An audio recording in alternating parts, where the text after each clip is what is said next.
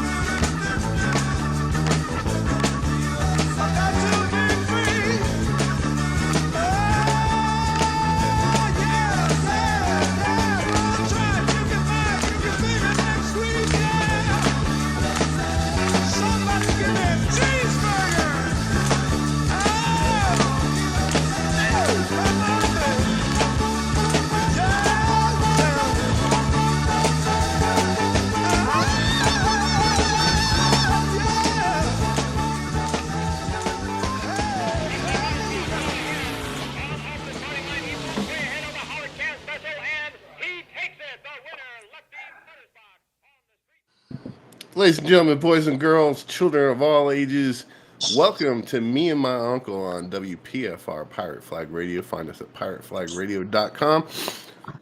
I'm joined, as always, by one of my favorite people in this whole world, Mr. John Vanek. How you doing, sir? I'm doing good, nephew. I'm glad to be on the show again. We're talking about Bay Area bands, and this is where I live. I'm super excited about it.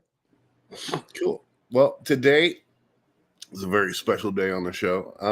But before we get started, how was your Father's Day, Uncle? Oh, man, it was awesome. My wife took me out. We went to Yerba Buena Island, which is the island in between San Francisco and the East Bay, Mm-hmm. and they have a new park up there. And you can see the views of the city and the Bay Bridge, and it's really sweet. And down on Treasure Island, which is right connected to it, Yeah. we went to this outdoor restaurant and hung out there. We could see the water and chilled and had some beverages and whatnot, and it was Go to really the museum. no, no, I did not. We mainly just touristed it, and then we ate and drank. So if you We go walked to around. if you go to the Treasure Island Museum, and I'm not sure if it's still there, but they have a exhibit for the 1938 World's Fair, Yeah, and they that's they what they show built you, that for. yeah, and they show you a movie, and in that movie is Grandma. Really? Yeah, my dad told me about it. We went and saw it. So they have a movie about the World's Fair, and in that movie, Grandma Peggy's handing out stuff, and my dad told me about it. I took my girlfriend out there, and we watched it. So something to Wow. check out. I'm gonna have to go back. That place is really different. They just got Yeah, stuff is tore up, and there's new buildings, and yeah. so I they're, haven't been they're there in 20 years. yeah, they're really building up that place. But Cool. it was fun. Had a great day. Yeah, that's awesome, man. Did you go out to Sacramento and see Kyle and all them?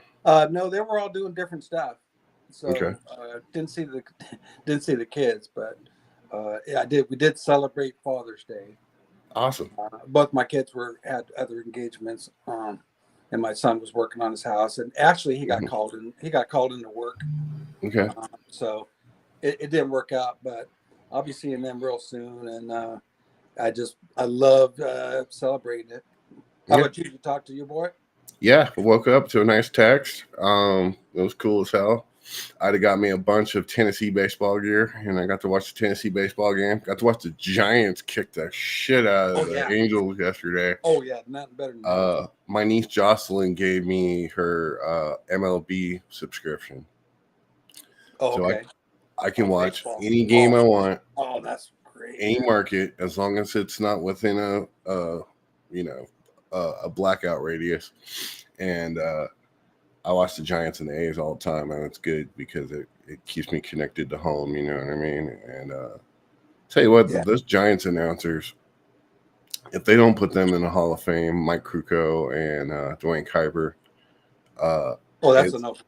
Oh, dude, they are probably the best I've ever heard in my whole life. All right, so today, Johnny, we are going to jump into the Wayback Machine, and we're going to be talking about the 1960s, early 70s, and in the Bay Area, and in particular, a gentleman named Bill Graham.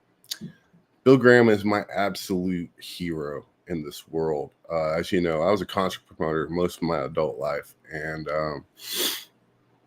I look up to Bill Graham. There's Jesus, family, and then Bill Graham.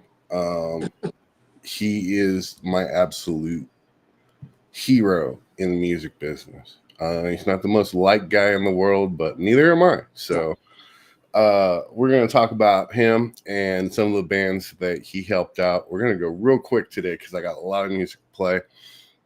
But we started out the set today with Stevie Guitar Miller. What are some of your fond memories of listening to Steve Miller over the years? Well, Steve Miller Band was one of my favorite Bay Area bands. Mm-hmm. I saw him at A Day on the Green. Okay. And to me, they kind of encapsulate, what you call like the San Francisco sound. Mm-hmm. It was blues and rock, and it's variation, but blues rock thing and guitar based rock. In the case of Steve Miller, loved all his stuff, man. And my brother Dave was a big fan of his too. So I heard a lot when I was younger until, through the 70s. Yeah. And he was always one of my favorites. I found out that in the early days, Boss Gags played with him. Mm-hmm. And Boss Gags is another Bay Area guy. A lot of these guys didn't come from the Bay Area, but they ended up in the Bay Area. Yeah. And another thing that's really impressive about Steve Miller, if you watch, like some of the YouTube videos of his more recent performances, you know, it could be years ago still, but he's older and he still gets it, man. He still is on his game. So a Rock lot of and guys roll. like that didn't get into drugs and alcohol too bad, Hmm. they can still play. And he's played up into his 70s and Yeah. really impressively. He's a So Rock and Roll Hall of Famer, and he does a lot with music education. He is the godson of Les Paul, oh, and well, and he attended a show after moving to the Bay Area from Michigan, I believe it was. And the story goes that after the show, he jumped up on stage, says, "My name's Stevie Guitar Miller, and I'm starting a band. Who wants to join me?" And he started the Steve Miller Band, and the rest is history. wow. So Mr. Bill Graham was a Jewish refugee in World War II. He escaped the Nazis, was separated by his family, grew up in an orphanage, and migrated to America. Now, in the early 60s, he jumped around from jobs. He was a regional office manager for a manufacturing company. He was studying to be an actor. And in the early 60s, about 1963, 1964, 65, he worked with the San Francisco Mime Troupe. And they would do shows in Golden Gate Park. And he was the guy that got the stuff together, loaded the truck, did a little acting. And when that all went south in 1966, he started the Fillmore on Market Street. And he became the nation's most respected and well-known concert promoter. And throughout the 60s, he opened the Fillmore West, the Avalon Ballroom, which is now the Fillmore Auditorium in San Francisco. And it's awesome. It's like a museum. He took over the Warfield Theater right there on Market Street. He started Winterland. He was doing shows in New York City at the Fillmore East. And eventually, about 1970, he said, I can't draw in these theaters no more because we have stadiums now. He started booking at the Oakland Coliseum and the arena there next to the Coliseum. And he was one of the first to start bringing arena shows. The first big one was Cream at the Coliseum Arena. And he is just a very respected and hated guy at the same time. If you're a concert promoter, which I was for a very long time, if some people don't hate you, you weren't doing your job right. You know what I mean? So he launched 1,000 careers, and the first one we're going to play today is one of those careers. A lady named Janis Joplin migrated to the Bay Area from Fort Arthur, Texas, and started a band called Big Brother and the Holding Company. And my grandma Dorothy used to tell me that Janis Joplin stunk like body odor and fucking Southern Comfort. And the Solts were all at the 1967 Monterey Pop. And that's where Janis got her break. My high school history teacher, Mr. Kulala, basically in a battle of the bands against Big Brother and Holding Company and a few other bands to see who would play last at Monterey Pop. We're going to take you there now. This is Ball and Chain by Big Brother and the Holding Company, listening to me and my uncle on WPFR Pirate Flag Radio.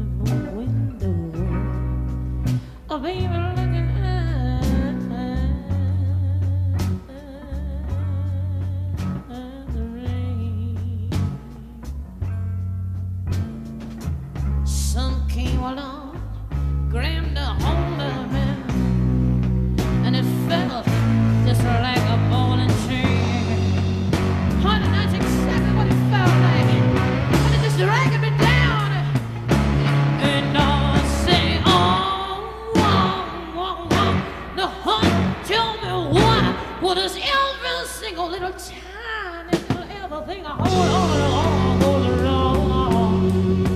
It all goes wrong, yeah. And don't say, wow. The beat, tell me why was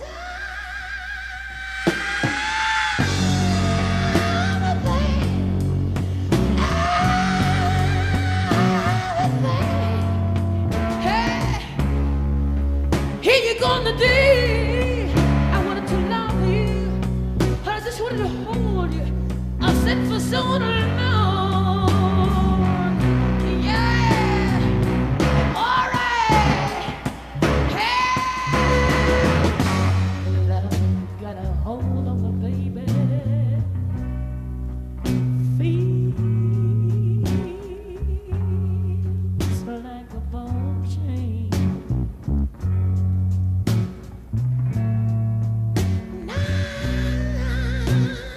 Love's just dragging me down, baby.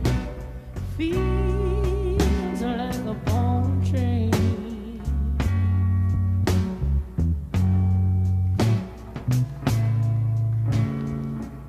I'm hoping someday they could tell me why the man I love don't want to leave me in so much pain. Yeah, maybe you could help me. Come on, help me. And I'll say, now, honey, tell me why. Now, tell me why.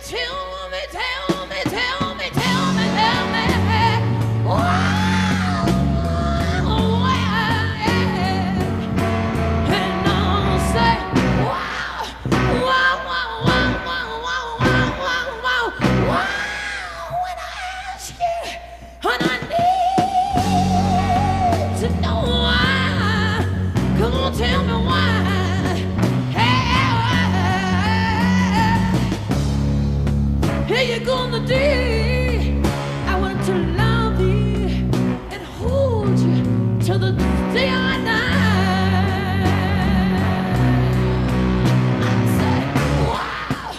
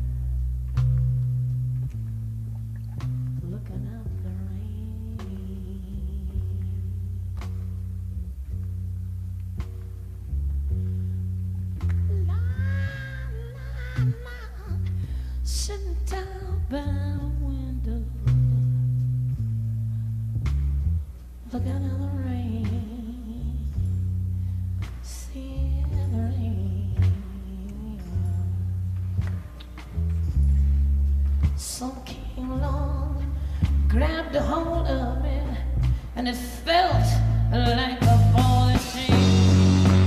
And the dear man, and I'm gonna tell you this one more time. We're gonna stay on the beat, but this can't be. No, this can't be vain. But I said no, no, no, no, no, no, no, no. Wow, and I'll say wow, wow, wow,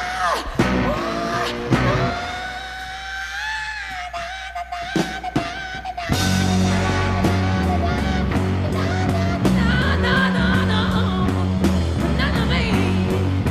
Hey, so they could tell me.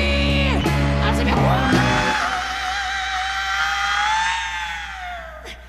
oh, tell me why love is a lie. Just like a ball. Just like a ball.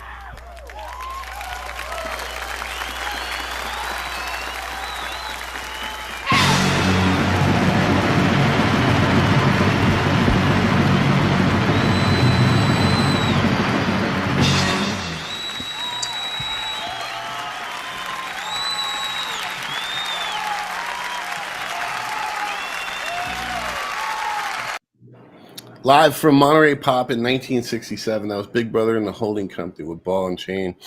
And that one goes up to heaven to my mom, Christy, because that was her favorite of all time. So Big Brother and the Holding Company was Janis Joplin on vocals, amazing voice. Guitarist Sam Andrews and James Gurley, some of the innovators of heavy guitar work.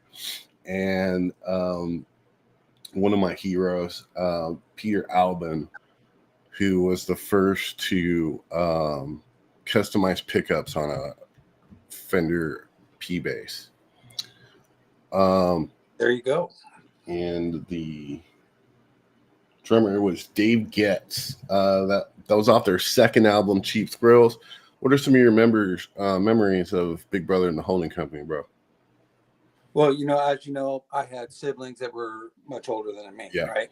So all through my childhood, 4 years old to up, I heard all the San Francisco, the Bay Area sound kind of music, all the early 60s stuff. Yeah. And my sister, Kathy Kate, she was into Janis. And my brother Brian also had it all like on a reel to reel or something. Mm-hmm. And what was it? Her last album was Pearl, right? Pearl, yeah. That's And the one that that came they put out just after she died. After she died. So she recorded it. She OD'd. We lost her. But like Brian had it like on reel to reel or something like that. And we had when I say we, my brother Kevin, your dad, we had like a crappy little cassette tape recorder.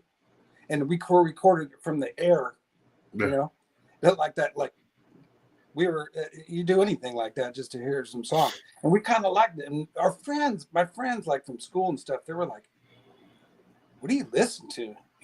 Because they would listen to the radio, KFRC AM, right? And so we listened to this Pearl. We went on vacation one time up north, and we were in our camper, and we just listened the crap out of that album. And so we were big into Janis Joplin, and it had also her biggest hits on it too. The Lord, Won't You Buy Me a Color TV one, It was popular. But then after that, I listened to Janis post-mortem, and I really got into her. And then I found out the story of her, and she moved on from her band. and she had another band, and then I don't know who was playing on this this album, but she was going for more pop. I'm not sure what happened with that, with all that, but my favorite stuff was the early stuff. Mhm. However, the last one was her most polished and most popular, and love her, man, love her to death. Sad story. I would have loved to go see her, you know, like at Canocti or something. Yeah. You know, Yeah, imagine she'd still be around. The music that, like Jimi Hendrix and all these people that died at an early age. Imagine if they were still around today. They'd have a big concert. Oh yeah. You mentioned my Aunt Kate, and I love my Aunt Kate. She is one of the coolest people ever in my life. She turned me on to the Beatles. She turned me on to the Stones. All this music that we're going to hear today was turned on to me by my Uncle John Nichols. May he rest in peace. I had a lot of respect for that guy. And this next band that we're going to hear came directly from him. Boz Scaggs is one of my favorite humans in this world. I got to work for him. I've seen him probably 15 or 20 times. Growing up in Northern California, it's kind of hard not to go see Boz Scaggs. It's like his records were issued to you in high school.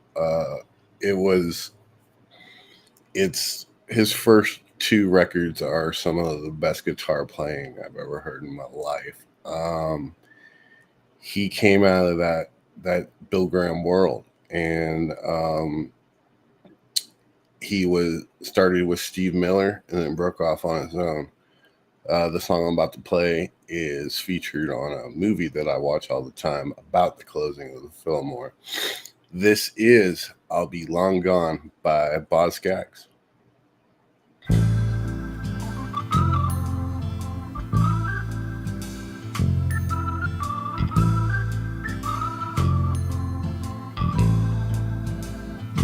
I'll be long gone by the time you make up your mind. Gotta make my own way around the kind of misery I find. I'll send you my best of regards and a rest. I'll leave up to your own sense of time. Yes, I'm gonna get up, make my life shine. I'm gonna get up, make my life shine. I've made up my mind.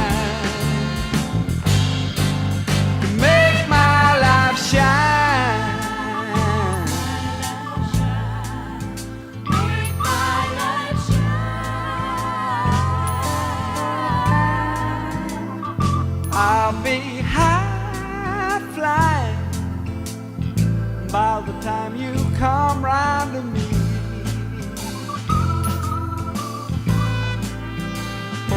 Today's a new day, different from tomorrow, you'll see.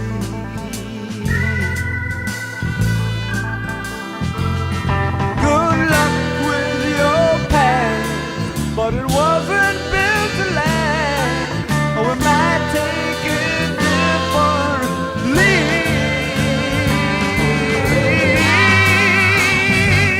I'm gonna get up, make my life shine.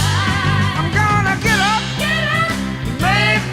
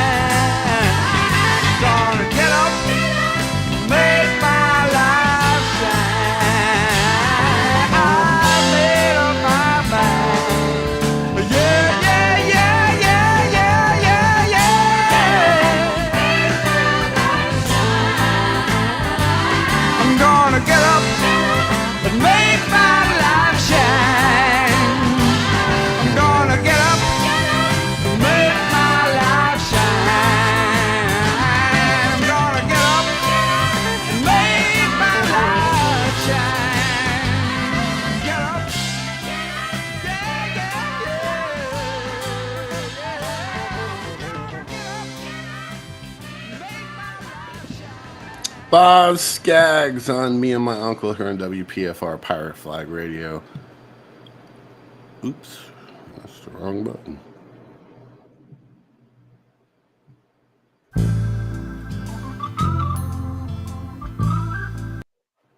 All right. There you So, go. what are some of your best memories of Boz Skaggs, my friend? Well, Boss Gags, another Bay Area guy. I don't think he was born in the Bay Area, but he came here. He had a rough relationship with Bill Graham. Yeah. It was a good bad. Mm-hmm. It's because Bill Graham was trying to get what he wanted, and these musicians, they want what they want. Yeah. But what I know is that he was a awesome blues player when he started out, and then he kind of transferred into like a blues rock thing with a bigger band Yeah. and whatnot. So his radio stuff in the 70s and the 80s and stuff was kind of pop for me, you know. So it wasn't that I was necessarily a big fan. I liked him. I didn't realize that he was such a guitarist, such a good guitarist. So in the 80s, I think maybe the late 80s, he had a club in San Francisco called Slim's. Yeah. Yeah, and that was his nickname, I guess, back in the Mm-hmm. day. And we went there, like with my brother Kevin, my brother Dave, and Barb. All of us, we went, and it was like early, like one of the first week he opened, and pretty nice club, bigger club than I Yeah. expected. And he started the show. He came out, he played there, but he didn't always play there. He didn't, Mm-hmm. but when he first opened up, he played, and he came out, and all they played was blues. Like Yeah. the first song, he played for 10 minutes without even singing, and I was like, oh my gosh, this guy can really wail. He's really good. And it was a blues set. It was a blues band. It was a blues club. So like, I think he'd already had his fame. He went back, put money into this place, and I think it lasted until into the 2010s or maybe even more. A couple years ago. Yeah. A couple of years back. Yeah. So when COVID hit, he sold Slims, and it's a hipster bar now, and it's nothing like it was, and they don't even have music. It's just like EDM and stuff. Yeah. Before we get into Slims, though, because I have many Slim stories. So Boz Skaggs is one of my favorite musicians ever. When I was a little kid, my mom took us to see Uncle Al and Julie, and we went to People's Park in Berkeley when I was real little, probably right after we moved to Patterson. And Boz Skaggs, it was Boz Skaggs and Tower of Power. And it's one of those things. I'm a really big tone person. I like bass tone. I like guitar tone. Boz Skaggs' guitar tone is what got me into that. He had a really massive sound, and the first time I worked for him, I told him about seeing him in Berkeley when I was a little kid and how I loved his guitar tone. And he politely walked me over to his rig, and it was the first time anybody ever did a rig rundown with me. And he was the nicest guy ever. And then when I was older, I discovered Slims. Slims in San Francisco was one of the meccas of us. The Warfield Theater, the Fillmore Auditorium, Slims, DNA Lounge, which is right next to Slims, the Pound San Francisco, which was out. It was off of Cesar Chavez. It was really easy to get lost. It was next to where they parked all the mail trucks out. It was literally on the bay. That was our Fillmore. You know what I mean? I've seen every big metal band that ever came out of San Francisco. I've seen them play there. But Slims, man, I saw death metal shows there. I saw old school rock and roll shows there. I saw Santana there. It was a private invite. It's just, one of the greatest venues ever, and I literally cried the day they told me it was closing. So let's move on. This next band is another band that Uncle John Nichols and Aunt Kate turned me on to, hanging out with them. And it's also the first time I ever heard of a man named John Cipollina. John Cipollina was from Modesto, and he was the guitar player for Quicksilver Messenger Service. And he's one of the most legendary Bay Area guitar players of all time. And he's got a really jazzy blues style. And a lot of this psychedelic music came straight from the blues, and this is one of my heroes. This is their hit single. It's called Fresh Air, and this is one of my favorite songs ever. Like, make the list. It's probably 3 or 4. This is Fresh Air by Quicksilver Messenger Service. You're listening to Me and My Uncle on WPFR. Say it. Pirate Flag Radio. Pirate Flag Radio. Yeah. Me and my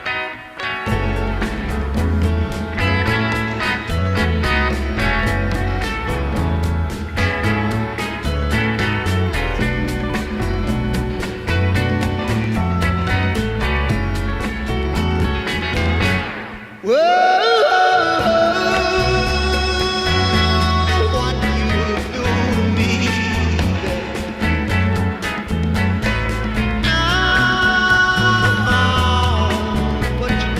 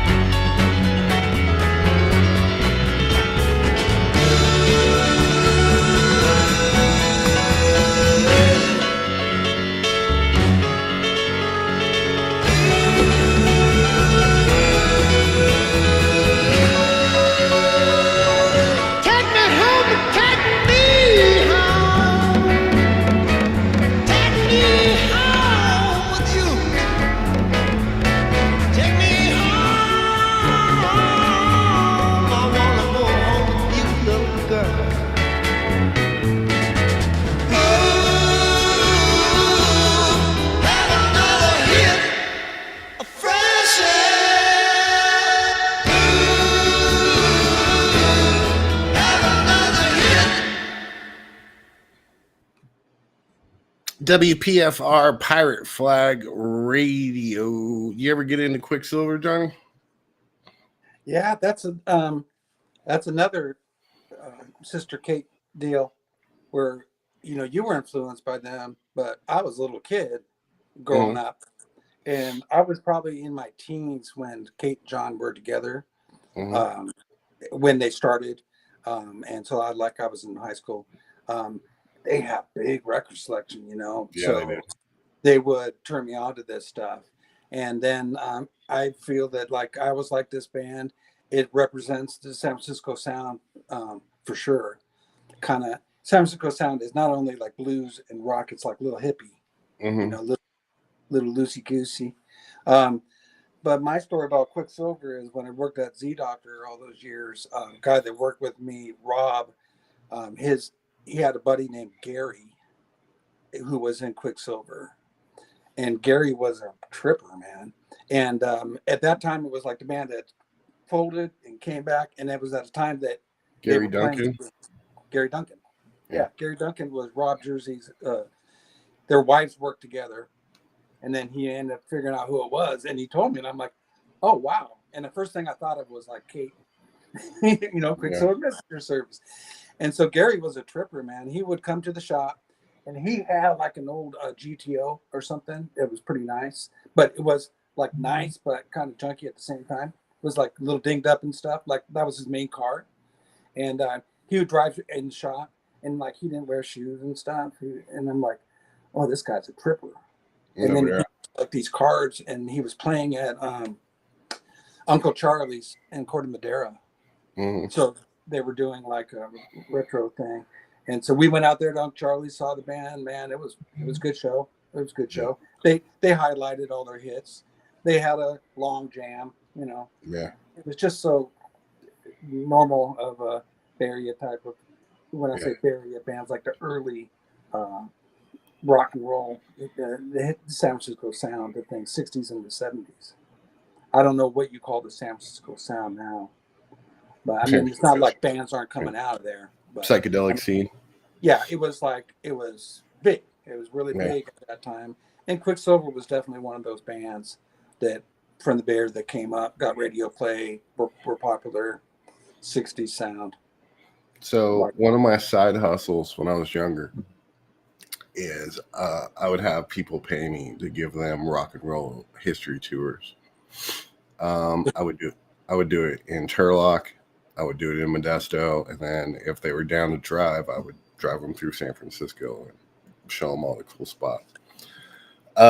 In Turlock, California, there is the War Memorial Auditorium. Grateful Dead played there, Janis Joplin played there, Quicksilver played there a bunch of times. John Cipollino was from Modesto, and coolest guy ever. And he would come to every year. We have a local award show called the Mamas. I have two of them, and I met him there, and I'm pretty sure I met him there, and it was cool as hell. He's one of the best guitar players ever.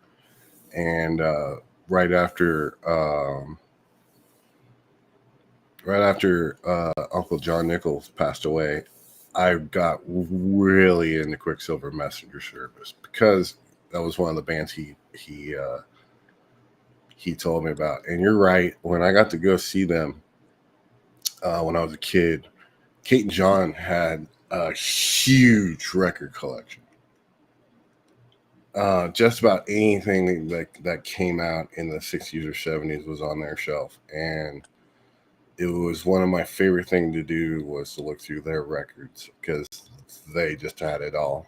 And he had a story about everyone. So props to him, man. I'll tell you one thing. When me and my brother Kevin, your dad, we'd go down and visit Kate for a week, when school got off. We'd go down there and stay a whole Santa week. Barbara. And one time she had to work a couple of days, and we just stayed in the house, and we just listened to records all day, and we burn out the Beatles, Abbey Road. Just played it, and we would pick all these albums, and it was unusual for us that age being, 10 and 12, and everybody's listening to radio stuff, and we're like, You got the Beatles' White Album? We want to hear that again. Um, And so she influenced me in that way a lot. one year when we went to go do Christmas trees in Occidental, Yeah. she turned me on to Sgt. Pepper's Lonely Hearts Club Band, and I went home with that tape, and man, I wore that shit out till it snapped. Cool as hell. They always were wanting to teach me about music, and have you heard this band? And if you like that, you'll like this and that. And John taught me about Altamont and what happened there. John told me stories about his friends that went to Woodstock and Monterey Pop, and all the big concerts I ended up studying when I got older. I'll never forget that guy as long as I live. He was a good man. Yeah, it was good, man. Let's move on. I want to say these next couple bands are probably the two biggest bands to ever come from the Bay Area. We're going to start out with Santana. Huge old school Santana fan. I've seen them probably. That's another band that played back in the day in Berkeley all the time. It was not uncommon for my mom to take me to see Santana. I've seen Santana a bunch of fucking times. All I remember is it was like, that was my introduction to world music. He pulled influences from Africa and South America and Mexico, and it wasn't your normal type of band, and it got me used to listening to different styles of music rather than just radio rock and then heavy metal. Love Santana to death. Yeah, he was definitely one of those first guys that brought in the Latin influence. Yeah, it's put a lot of big guitar sound and rock and roll. Yeah, good vocals. I mean, first one that I knew of, I fell in love with immediately. That's why I got the congas right here. Yeah. We played Soul Sacrifice on this show before. That's my favorite song of all time. Talk a little bit more about Santana when we get back. This is another one of my favorite songs of all time. You're going to hear that a lot on this show. This is Jingo from the first Santana record. And if this doesn't get you dancing, there's something wrong with you.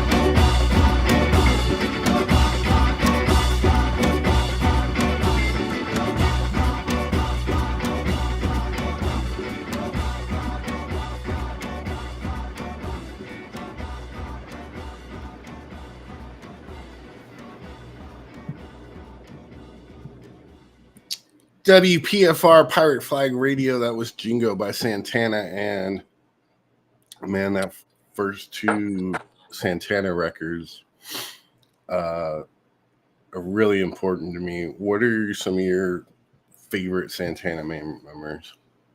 Well, man, Santana's definitely one of my favorite bands for sure.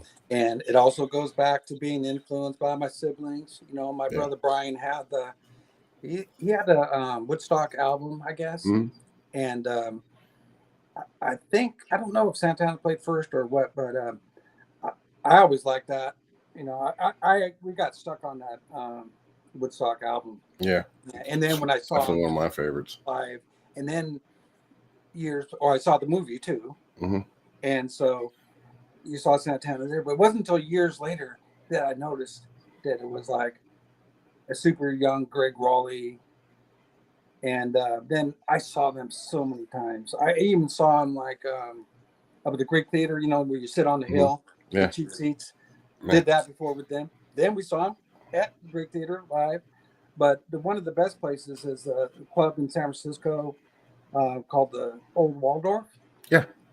And that's the first place Metallica ever played in San Francisco. Really? Yeah. Is it still open? No, it's not open anymore. It's still there. Anyway, I went there with one of my very good friends, Al Alsing. Yeah, Uncle Al. Uncle Al. And he actually asked me if I wanted to go. And so we all went there, and it's a club setting, right? So we're like tables, and the stage is right there. And Santana liked to do that thing when he played clubs where he'd bring people out, you know, and he brought out Herbie Hancock. Yeah. And he brought out Greg Raleigh. Yeah. And I think Greg Raleigh and him actually played at the same time. And Herbie Hancock had one of those keyboards that he plays, you know, a strap-on thing. Yeah. And they did a half an hour jam, and that was just awesome. That's but funny. I'll tell you real quick what happened there was I remember that show because we were leaving, and I rode with them, and we rode with somebody else, and Al was gone, and he was in the bathroom puking his guts out because he was a drinker too, and he's like, I'm like, we got to go, man, we got to go. I literally like got him cleaned up, dragged him.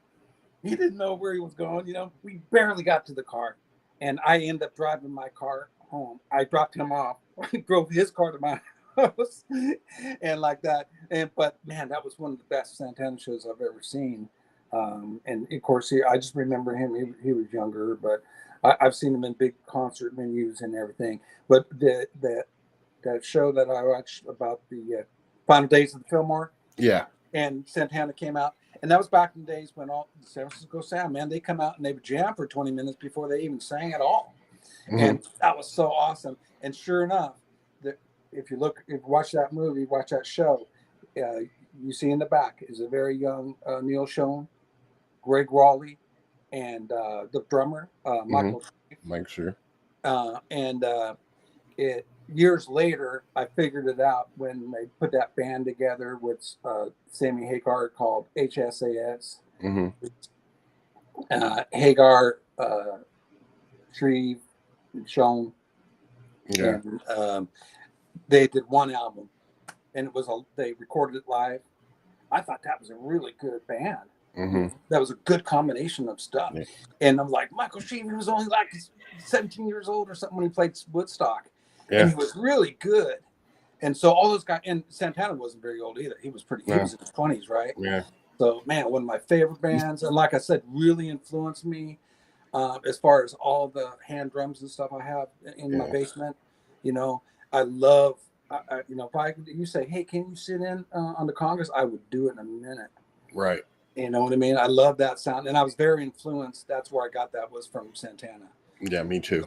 Because the way they big into very weird combination of hard rock and wailing guitars and Latin and also traditional stuff, Latin stuff, Latino.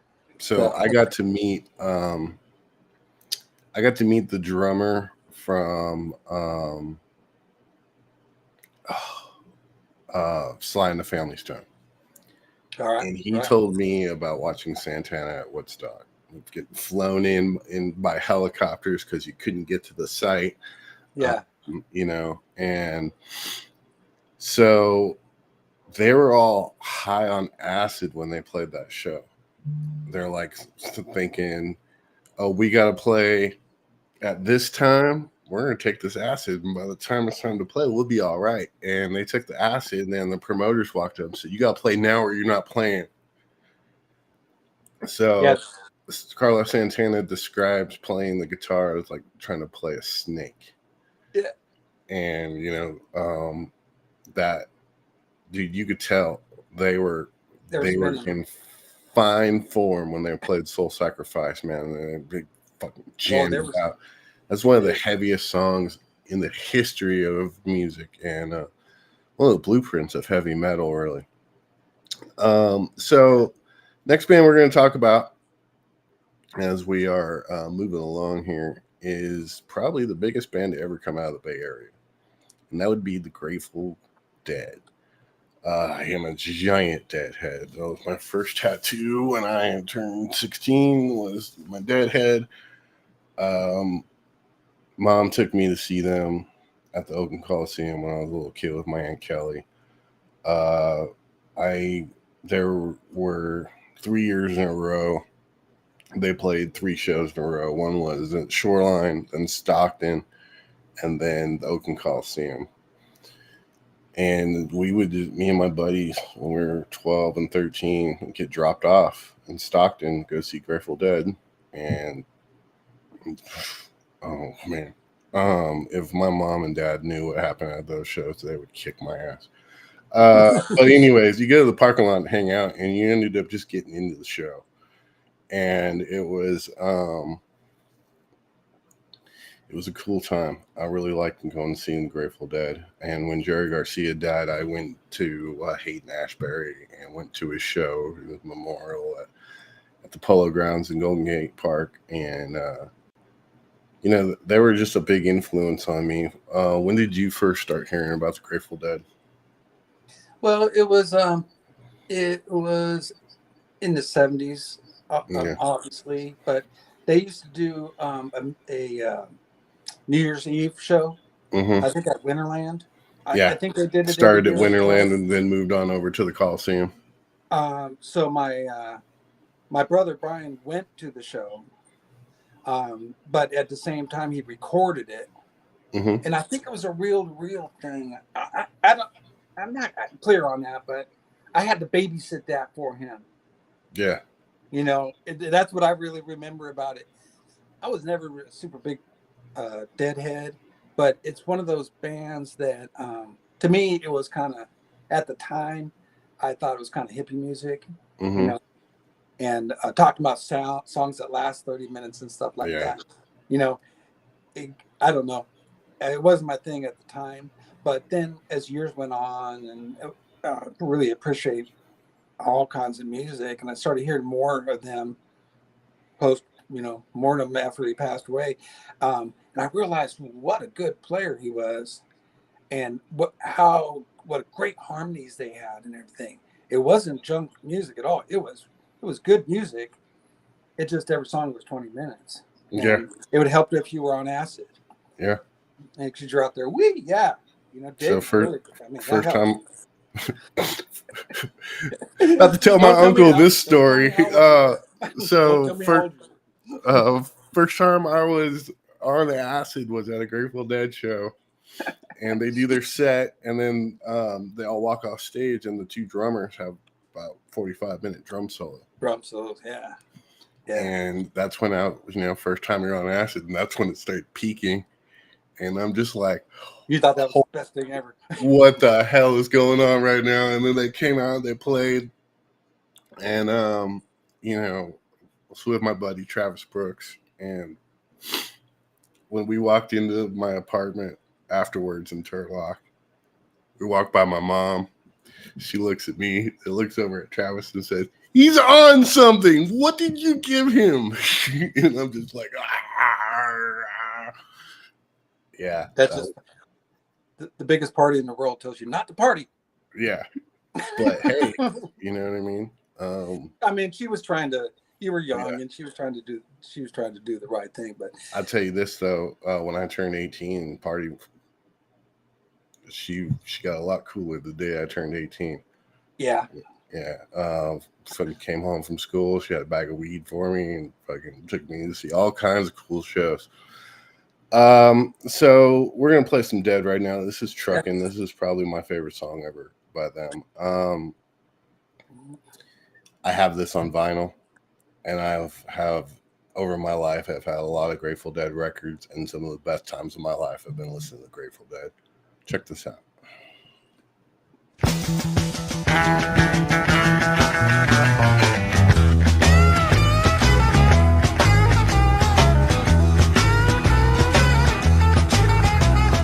Trucking, got my chips cashed in. Keep trucking, like the Doodah Man. Together, more or less in line. Just keep trucking on.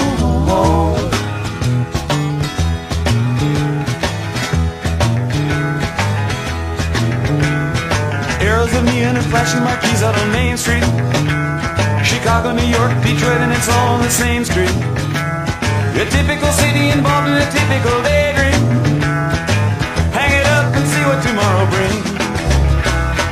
Dallas, got a soft machine. Houston, too close to New Orleans. New York, got the ways and means, and just won't let you be.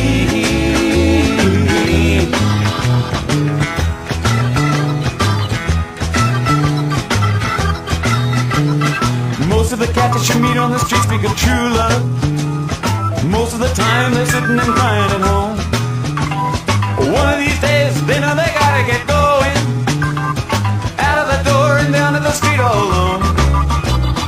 Trucking like the Doodah Man once told me, you got to pay your hand. Sometimes the cards ain't worth a dime if you don't lay 'em down.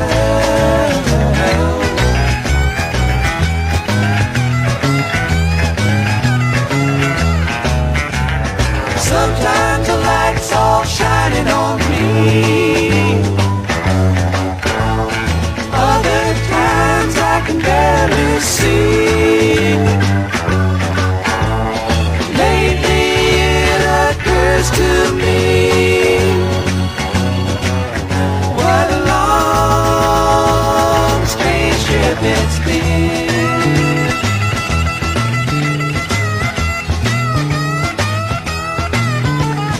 What in the world ever became of Sweet Jane? She lost her sparkle, you know she isn't the same. Living on reds, vitamin C and cocaine. All a friend can say is ain't it a shame. Trucking up the Buffalo, been thinking you got to mellow slow. It takes time to pick a place to go and just keep trucking on.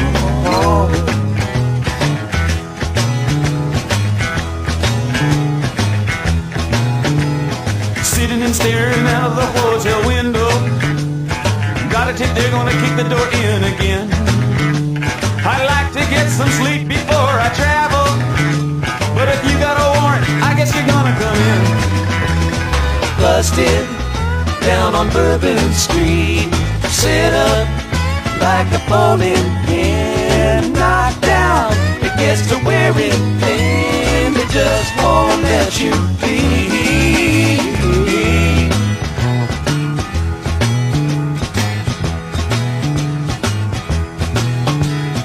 You're sick of hanging around and you like to travel. Get tired of traveling, you wanna settle down. I guess I can't revoke your soul for trying. Get out of the door, light out and look all around. Sometimes the light's all shining on me. Other times I can barely see. Lately it occurs to me, what a long, strange trip it's been.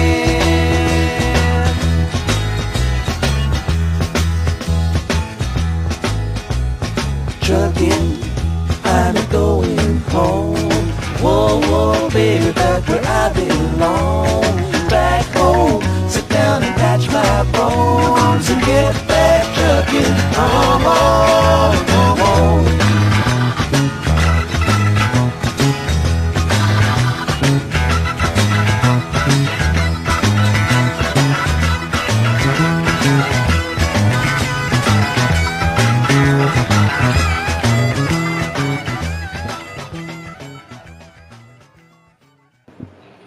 Dead ahead on Me and My Uncle. That's the wrong button again.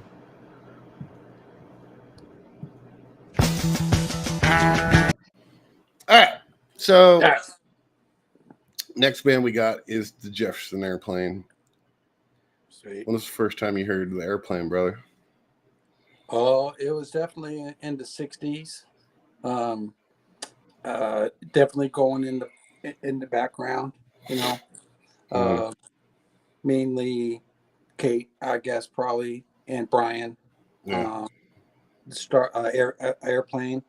I always liked that band, but they were the blueprint of the San Francisco sound. Yeah. They had the kind of a hippie sound. It was just like what a lot of the bands sounded like in those days. But I never saw them as the Airplane, but I saw them as the Starship. Yeah. Which when they became a more of a pop rock band with the similar sound. But yeah. Let's see. Jack Cassidy was one of the original members, and before he was in Airplane, he was in a band called Hot Tuna. Yes. And so he came into them with Grace Slick and Paul. God, I can't remember his name. When you get my age, the memory is even worse. Yeah. So get ready for that. But anyway, they were a local band. They played all around, but then they got big, and then they got on TV, and they eventually in the 70s morphed into Jefferson Starship. Great band. What song you playing? White Rabbit. Oh, that's good. Yeah, that's another one. I mean, as a kid, I remember that song on the radio, so and I remember it was playing in my house. Yeah. This is one that my grandma Dorothy turned me on to. As you know, my grandparents were artists, and they used to sell their art on Heat Street back in the day. And they knew a few of these people. And Grace Slick is somebody my grandma would talk about a lot.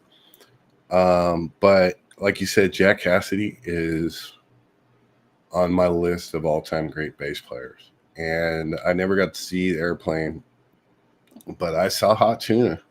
Seen Hot Tuna 3 times. Really? Yeah. And Pop John Creech on the electric violin, and Norma Kanakanen. I know I said that wrong, but he was in the Airplane too. And they are just they were so damn good live. It's another one of those bands that would play for 20 minutes before they started singing.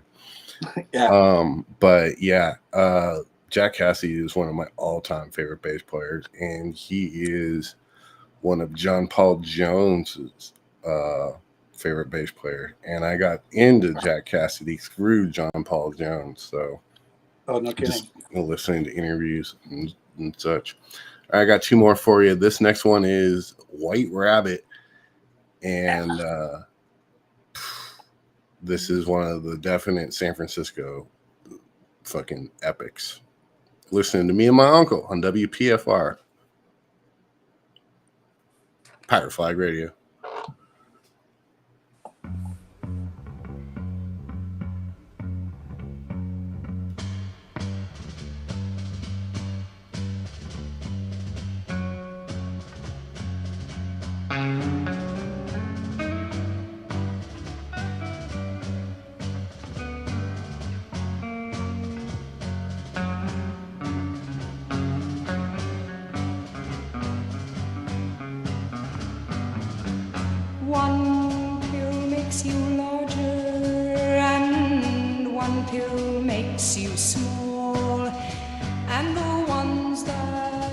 mother gives you, don't do anything at all. Go ask Alice when she's 10 feet tall. And if you go chasing rabbits and you know you're going to fall, tell 'em a hookah smoking caterpillar has given you the call. Call Alice when she was just small. When the men on the chessboard get up and tell you where to go, and you've just had some kind of mushroom and your mind is moving low, go ask Alice, I think she'll know. When logic and proportion have fallen sloppy dead, and the white knight is talking backwards, and the red queen's off with her head, remember what the dormouse said. Feed your head, feed your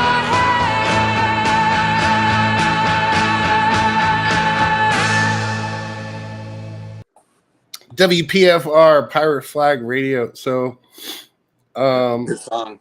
yeah, I love that. So I was a huge fan of Starship, and I have the Red Octopus album. They progressed. They were like a hippie, trippy band, and then more of a pop 70s band. That song Miracles kicks ass. And then in the 80s, you know, they just had hit after hit after hit. And we're written by other people, though. Yeah. It's that kind of thing. Yeah. Jane is Yeah. one of my favorite songs of all time. So working at Hard Rock during the day, they play, you know, obscure music. You know, sometimes it's hits, sometimes it's what's on the radio, and then they'll go and they'll just play random songs from the 80s, and they play a lot of Starship. So I've heard We Built This City on Rock and Roll about 1 million times over the last year and a half. And you know, they were just a constant and big influence on me. I love Starship, and like that song Jane, that is a kick-ass rock song. Yeah, that was a big hit. And you know, they had their pop hits, but they ended up being a really kick-ass rock band. And I saw them with Journey once up in the hills on Mountain Air Festival when I was a kid, and their guitar players were just fantastic. All right, so I got one more. I got to tell you one thing about that song we just heard. Yeah. You know, Jack Black's band, Tenacious D. Yes. Right, and the other guy in the band, his name is Kyle Gass. Yeah. Kyle Gass.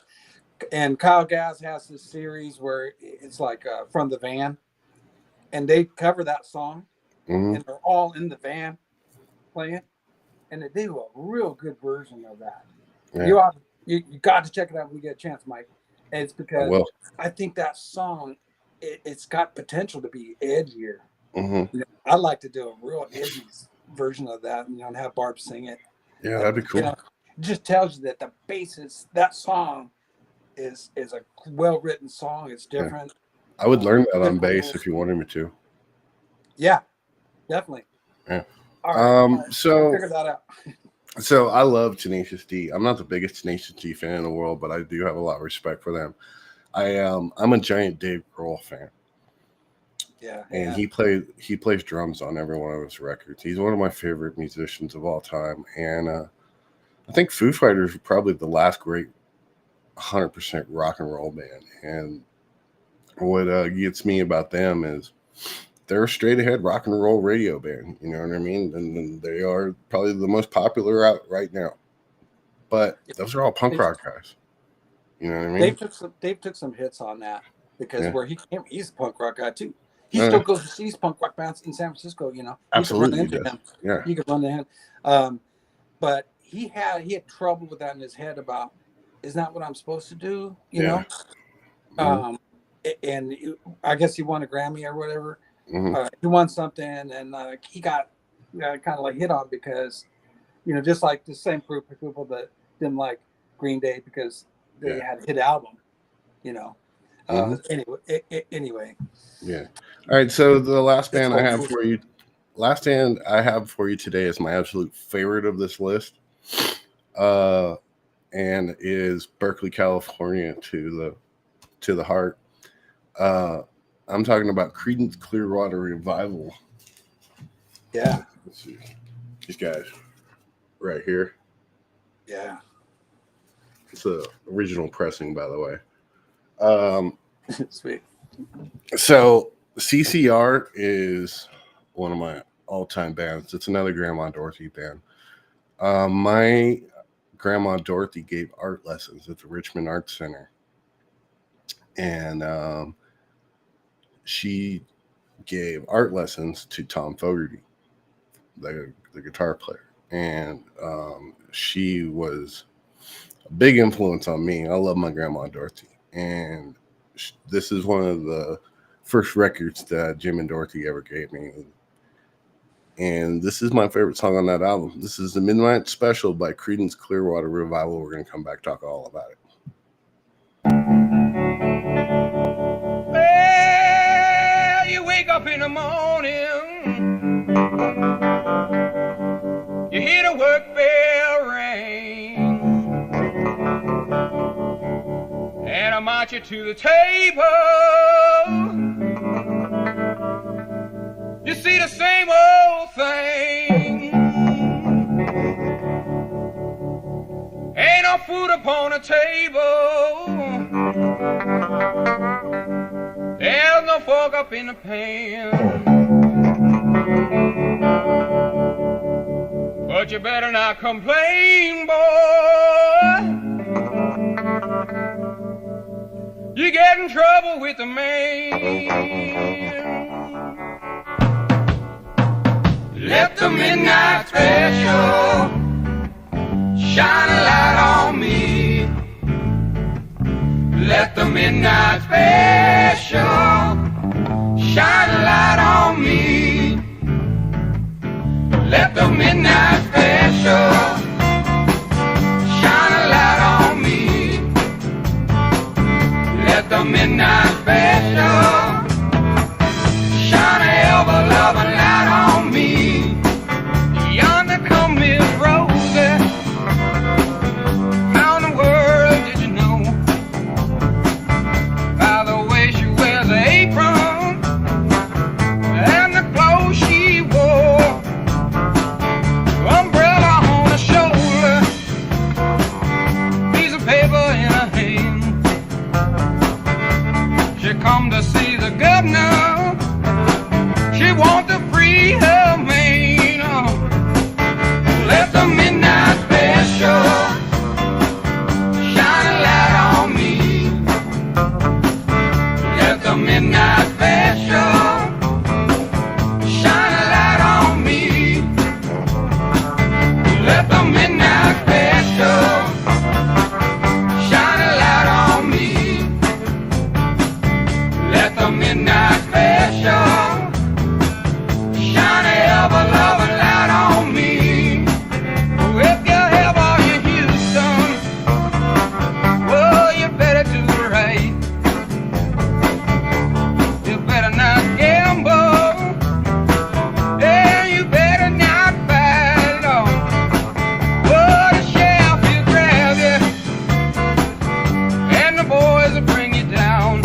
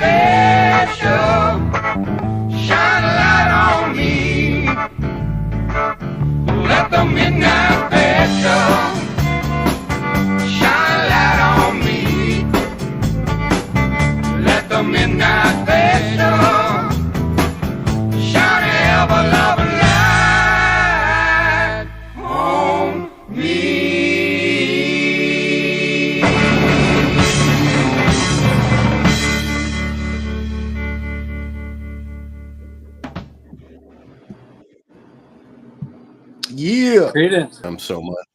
So Yeah. these are all That's- local guys to us. John Fogerty's from El Cerrito, and Yeah, I lived in El they're Cerrito all until I from was 5. yeah. And these guys are, as when it comes to where we're from, this is one of the bigger bands come from, Richmond, El Cerrito, and Berkeley. Tell me about your first experiences with CCR. They are probably one of my absolute favorite bands of all time. Yeah. So I lived in El Cerrito until I was like 5. And I remember when I was like 5, before we still lived there, we all sat down in front of the TV because they were going to be on TV.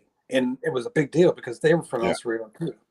And I remember they were in the elevator, and they were going up to play. And I remember that. Then when I was in high school, one of my friends, his dad delivered UPS, and he said his dad delivered UPS to them when they were playing in the garage, but they were called the Gollywogs before they were Credence.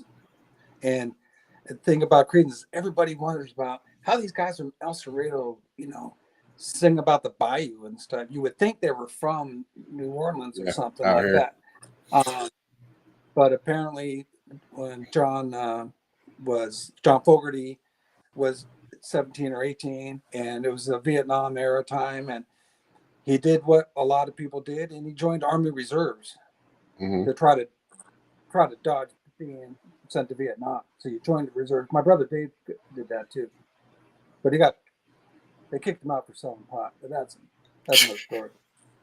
But so when he never left the States, but he went all around the country, and he went to all these different places, and it gave him, he saw a lot of different cultures and stuff, and he started writing like crazy.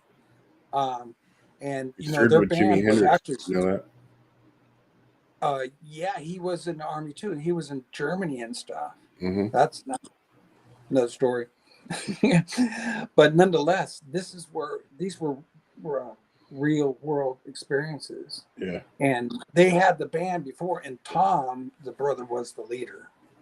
When he came back, he had all these songs, and he sang them all.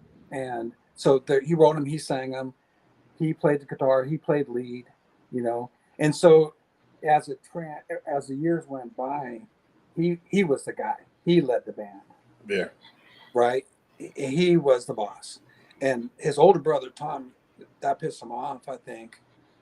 So there was tension through that time. Yeah. But I saw in the recent years a movie or a video where Creedence played at, what is that, in England, Sir Albert Hall. Yeah. Yeah, it's a big place, right? I mean, that is big time, right? Cream played there, and Beatles played there, and that's the place. That's the Cow Palace. Yeah. And they played like what you call a greatest hits set, but they were only like 2 years old, right? Yeah. So they had all these good songs. They just played them one after another, and you just go, oh my gosh, what a collection of songs that they had in a short period of time. Yeah. And you've seen these shows from England before, where the band plays and they're quiet, and then they stop playing and they go, yeah. Big copy, and then they stop. And they really liked them. It was a real good show. But one thing about their show, because I never saw them, was that they played straight. They didn't move from the song. They didn't have extended songs, extended solos, nothing. They played the song, and they played it. They sounded good. They sounded just like off the record, and it was really good. But unfortunately, what happened after that was the tensions of, hey, I was the leader of the band, and then John Fogerty's like, well, I write all the songs, I sing all the songs, I play all the lead, I should be the guy. And I guess it was a big splitting off thing. So John Fogerty, it was Fantasy Records, Yeah. and Saul Zaentz. He had a big problem with Saul Zaentz. And Tom Fogerty sided with Saul Zaentz. And like you said, you know, he was bitter because that was his band and his brother just basically came and took it over. Yeah. But, you know, John Fogerty, in my eyes, is one of the greatest songwriters of all time. And I got to see him play with the Grateful Dead at the Oakland Coliseum once. Oh, nice. They played like 4 Creedence Clearwater Revival songs. But doing my research for this show, it just, like you just said, it really blew me away about how many hits they had. And, you know, Green River, Lodi, Sitting Down My Back Door, Down on the Corner, you know what I mean? Yeah. You can go on for 15 minutes just firing off their songs. And they have such an eclectic catalog. And a buddy of mine now is Jeff Fogerty, who was Tom's son. And he's like, dude, you got to listen to their more obscure shit. And they have great songs that you'd never even heard of, you know, B-sides and shit. And I have a lot of respect for this band. Like I said, this is one of the bands that my grandparents turned me on to. And I absolutely just, you know, I can't say enough good things about CCR. When John Fogerty came out with a solo album in the 80s, it sounded like CCR. Yeah, you know, and they sued him. They sued him over it. Saul Zaentz sued him because one of his songs that he wrote sounded like another one of the songs that he wrote. But they went to court like that, and he brought out his guitar and said, "This is the first song that I wrote, and this is the other song that I wrote. They're different songs." Yeah, because it was Zaentz Can't Dance. Yeah, and kind of he was picking on. Yeah, that's the center field Zaentz. record. He changed it to Zaentz, you know.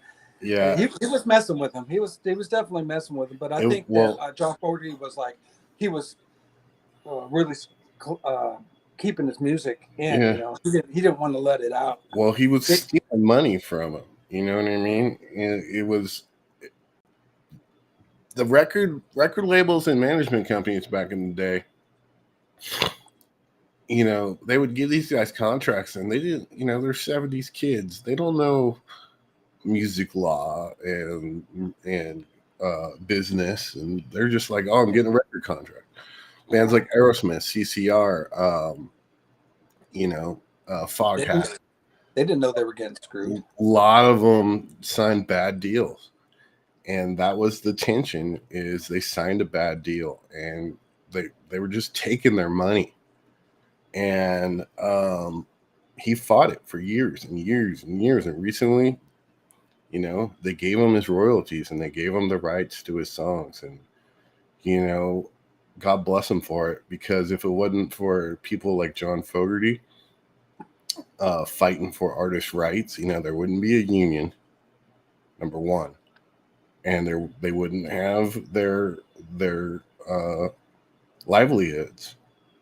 Record companies was but they rob you blind. It's a money thing.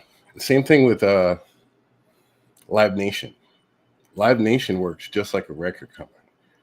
And they give you an advance, which you have to pay back. And then everything at the venue, like when you go to a show at Shoreline, classic example. So the artist comes, and they have to pay a fee for being part of Live Nation. And then they come to the show, everything from catering to the toilet paper in the bathrooms is paid for by the band. And then, you know, there are bands that have to buy themselves out of their Live Nation deal because they're just getting screwed hand over fist. You know what I mean? Live Nation doesn't pay for shit. It's the bands that are paying for everything, from the catering to the hot dogs they're selling to the beer they're pouring. It's all being paid for by the bands, and that's, you know, it's just that's how the music business works, and it's really shitty. And you know, if it wasn't for people like John Fogerty that fought for artists' rights, then And it'd be a lot worse than it is today. It's just unfortunate that the band is pretty much ended. Yeah. Because of the fight. Yeah. And so there could have been years more in the albums in the late 90s, early thousands, they had a band called Creedence Clearwater Revisited. Yeah. And they had a really good singer and the guitar player from the Cars. And Elliot Easton? I think so. Yeah. The lead guitar player and singer from the Cars. Yeah. And they were really good. And that was one of the first shows that I stagehanded for. They might have toured for 20 years. Yeah. And I think they might have just recently dissolved. Really? Yeah. And that was basically, yeah. So, his name he had a big problem with that. Yeah. Yeah. But hey, it was a pretty shitty breakup, and those guys pretty much got robbed out of their fame because John Fogerty just took a giant shit on them. And yeah, they were one of the best bands of all time, and you don't really like the only members of CCR that I can name are the Fogerty brothers. And that's a big problem because, it's one of the best rhythm sections ever. Oh, when you watch that Live from England thing, mm-hmm. you could just see it. Those guys were hooked up, man. And they were very much on it. You could tell that they've been together a long time. Mm-hmm. One thing I'm going to say on this, Mike, before you go, is that the one band that found a way that fixed that for themselves is Metallica. Yes. Because what they do, they've got their own record company, right? Mm-hmm. And so they said, okay, we're big. We got to get a control of the money. Yeah. So we don't get screwed over. These bands are famous. We got people on their knees over them, and they're broke or they're not rich as hell. Mm-hmm. What the hell? So you can be sure that Metallica is rich as hell. Yeah. But good for them. They earned it and they worked for it. And they got big, and then they took care of the money. Mm-hmm. And all these other bands, they just signed oh my God, we're signing with a record company, and they didn't realize what happens to the money. Well, so there's a lady I know named Metal Maria Ferrero, and she worked with them back in the day. She was part of Megaforce Records, and they were very smart about what they did, and they didn't want to get screwed over. And hats off to them because Lars Ulrich is sitting in Marin County right now counting money. And live on top of the hill. Yeah, and Kirk Hammett has a beautiful ranch. And in Hawaii, he has a place in Hawaii, yeah, and then they all live in Marin County, and except for the singer, Robert Trujillo lives in L.A., but the other three basically live in Marin County.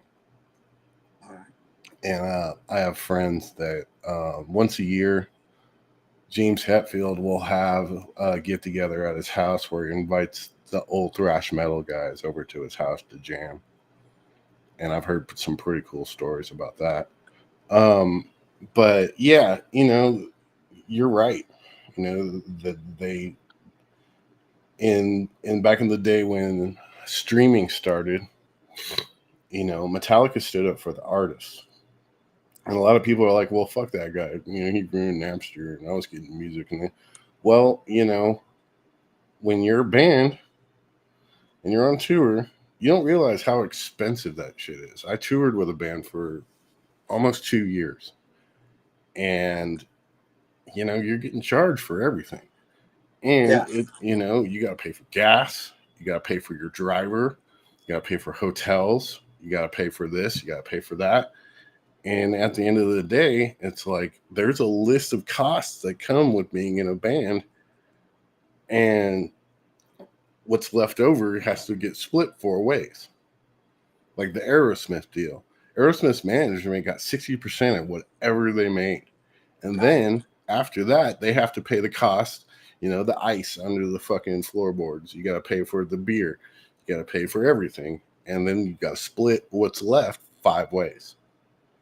Well, it's just like it cost Van Halen like $100,000 to play at the US Festival. Yeah. Because they got invited to the US Festival and they know that they had to go. But it wasn't in line with their touring schedule. Yeah. Motley So Crue they bought had onto to- the Yes Festival too. They had to truck all their gear and do all this stuff and pay all the crap. And when it was bad for them overall, but it was good because they were the history of the US Festival. Mm-hmm. And even they did it, even with a drunken show, or David Lee Roth was drunk the whole time. They don't pulled pay it me enough together. to, yeah. They pulled it together and did their thing, and came off as Van Halen. But so you look at it, it's good that they were there, but the Clash got pissed off because Van Halen said, "We want this much." They say, "Okay," because they were big, right? They were big back in the days. So that's the thing. Like you said, doing a show can be pretty dang expensive, and so you got to have the control of the money. And John Fogerty, maybe he wasn't an asshole. Maybe he wasn't greedy. Maybe he just was trying to protect his music. Yeah. Because he did write all the music. He did. And he should have, hey, I don't want to do it that way. Or, hey, Yeah. they didn't even, their last album, they didn't even record it at Fantasy Records. Yeah. Have you ever been there, Fantasy Records? Yes. It's cool. I've been there too. Green Day's got good records on the wall. Yeah. So, so I got to go they there built once. the studio. Got to go there once. I was very little, and it was with my uncle Ricky Giacchino. Rick Giacchino. I know too. Yeah, my Aunt Kathy's husband, Ricky. Dude, we can have a whole show just about him. Yeah, he was kind of a promoter for a while, too.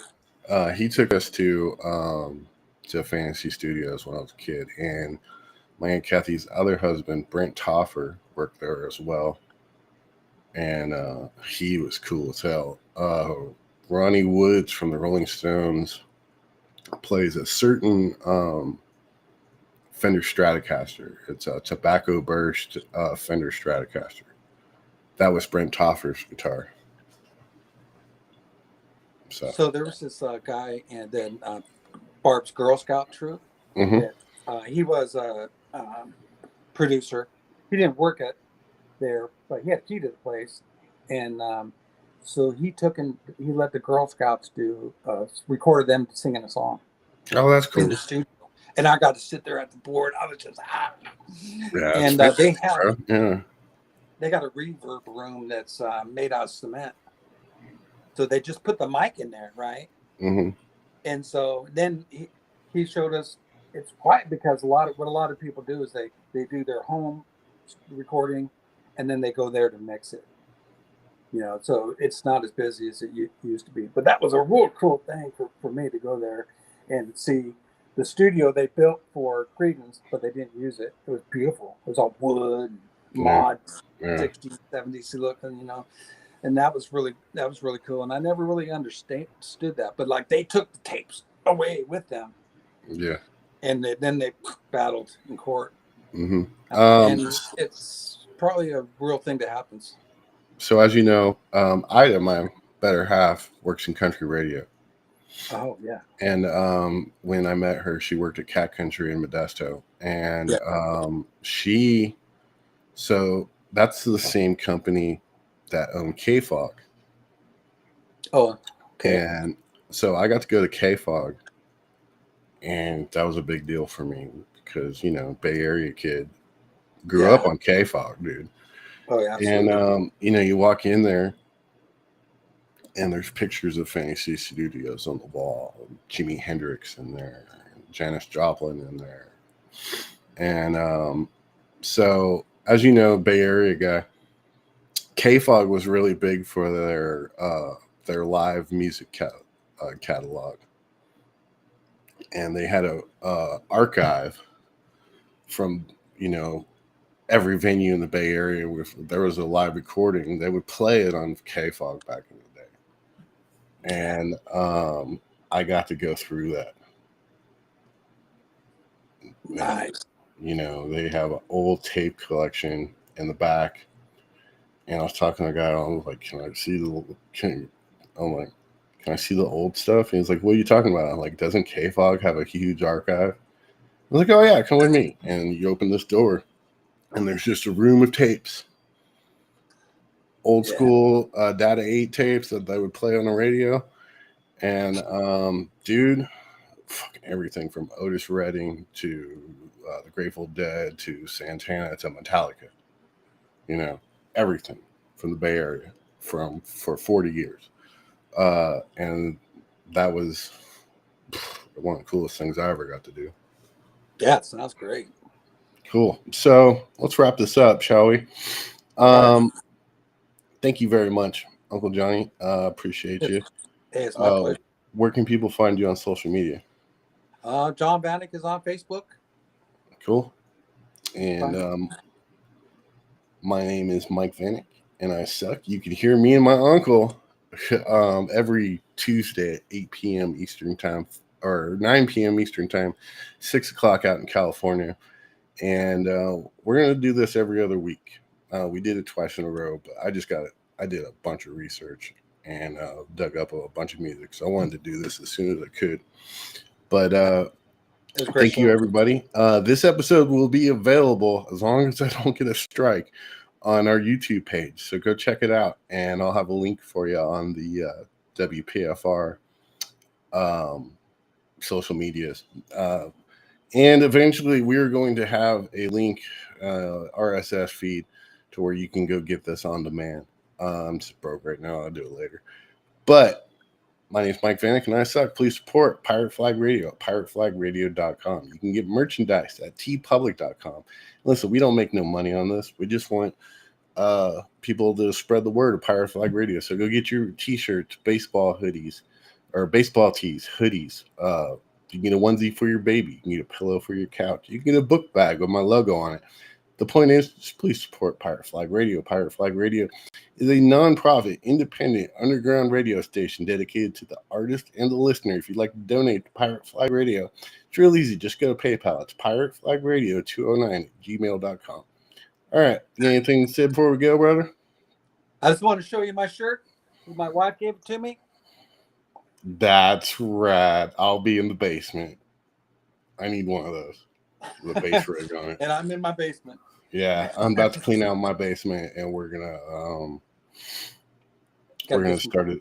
Yeah, we're gonna start a studio down there, basically for the radio station, and so Ida can work from home. All right. Oh, cool. So right on, for Uncle John, I'm Mike Vanek, and we will see you next time on Me and My Uncle on WPFR Pirate Flag.